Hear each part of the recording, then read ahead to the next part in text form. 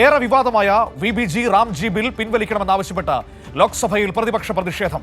വിഷ്ണു തലവൂർ ചേരുകയാണ് ദില്ലിയിൽ നിന്ന് വാർത്തയുടെ സമഗ്ര വിവരങ്ങൾ നൽകാനായി. വിഷ്ണു, ലോക്സഭയിൽ ഇന്ന് ഈ തൊഴിലുറപ്പ് പദ്ധതിയെ ഇല്ലായ്മ ചെയ്തുകൊണ്ടുള്ള കേന്ദ്ര സർക്കാരിന്റെ പുതിയ ബിൽ VBG റാംജി ബിൽ, അതിൽ കേന്ദ്രം ഇന്ന് കേന്ദ്ര കൃഷിമന്ത്രി മറുപടി നൽകുന്ന ദിവസമാണ്. ഇന്നലെ 8 മണിക്കൂറോളം നീണ്ട ചർച്ചയുണ്ടായിരുന്നു. ഇന്നും ശക്തമായ പ്രതിഷേധമാണോ നമുക്ക് പാർലമെന്റിൽ കാണാൻ കഴിയുന്നത്?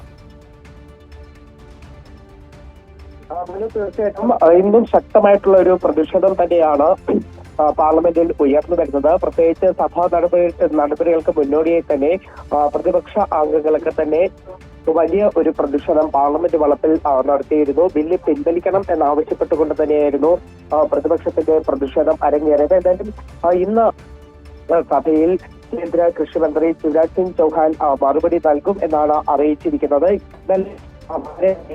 ചർച്ച തന്നെയായിരുന്നു നടന്നത്. ഏകദേശം 8 മണിക്കൂറോളം നീണ്ടുനിന്ന ചർച്ച ഇന്നലെ വൈകിട്ട് 5:45 കൂടി ആരംഭിച്ച് അർദ്ധരാത്രി 1:45 കൂടിയായിരുന്നു ചർച്ച അവസാനിച്ചത്. എന്തായാലും പ്രതിപക്ഷ അംഗങ്ങൾ ശക്തമായി തന്നെ ബില്ലിനെ എതിർക്കുന്നുണ്ട്.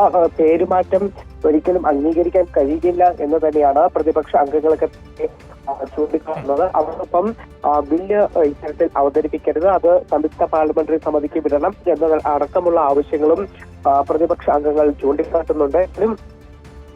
ഈ പ്രതിപക്ഷത്തിന്റെ വിമർശനങ്ങൾക്കൊക്കെ തന്നെ ഇന്ന് കേന്ദ്രമന്ത്രിയുടെ ഭാഗത്ത് നിന്ന് മറുപടി ഉണ്ടാകും എന്ന് തന്നെയാണ് നമ്മൾ പ്രതീക്ഷിക്കുന്നത്. എന്തായാലും പ്രതിഷേധം ശക്തമായി തുടരാൻ തന്നെയാണ് പ്രതിപക്ഷം ഒരു തീരുമാനം കൈക്കൊണ്ടിരിക്കുന്നത്. അത് പാർലമെന്റിനകത്തും പുറത്തും ശക്തമായിട്ട് പ്രതിഷേധം ഉയർത്തിക്കൊണ്ടുവരും എന്നും പ്രതിപക്ഷ പാർട്ടികൾ ചൂണ്ടിക്കാട്ടിയിട്ടുണ്ട്. അതോടൊപ്പം പ്രതിഷേധം ഉള്ളപ്പോൾ തന്നെ പക്ഷേ ഇന്ന് ബില്ല് ലോക്സഭ കടക്കാനുള്ള സാധ്യതയല്ലേ നമ്മൾ കാണുന്നത്?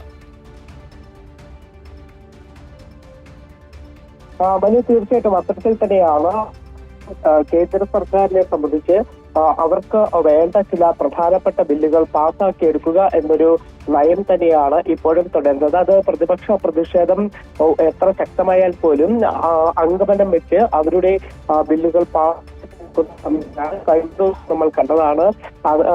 പ്രധാനമായിട്ടും ആണവ മേഖലയിൽ സ്വകാര്യ നിക്ഷേപം അനുവദിക്കുന്ന ബില്ലായാലും അതോടൊപ്പം തന്നെ ഇൻഷുറൻസ് മേഖലയിൽ 100% വിദേശ നിക്ഷേപം അനുവദിക്കുന്ന ബില്ലൊക്കെ തന്നെ വലിയ പ്രതിഷേധങ്ങൾക്ക് വഴിവെക്കുന്നു. അതൊക്കെ തന്നെ പാസ്സാക്കിയെടുത്തു. ഈ പ്രതിപക്ഷ പ്രതിഷേധങ്ങൾ അല്ലെങ്കിൽ അവരുടെ